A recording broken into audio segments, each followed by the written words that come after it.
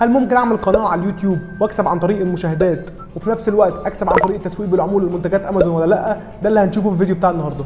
اللي هنتعلم نعمله النهارده ازاي نعمل قناه بتقدم ريفيو وشرح للمنتجات بتاعه امازون، ونجيب حد غيرنا بشكله وستايله ولونه وطريقته بالذكاء الاصطناعي وهو اللي يشرح المنتج.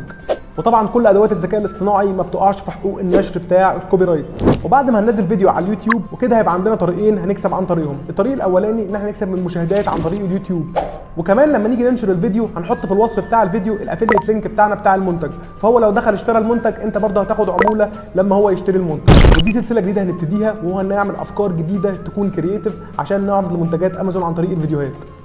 ولو عايز تكمل الفيديو وتتفرج على كل ما يخص التسويق بالعموله والتجاره الالكترونيه والذكاء الاصطناعي والمحتوى بدون ظهور، فخش اتفرج على القناه عندنا، هتلاقي كل حاجه هتفيدك عن الموضوع ده، وكمان عاملين جروب تليجرام عشان نتناقش عليه كل الاسئله اللي ممكن تخطر في بالك. هل ممكن اعمل قناه على اليوتيوب واكسب عن طريق المشاهدات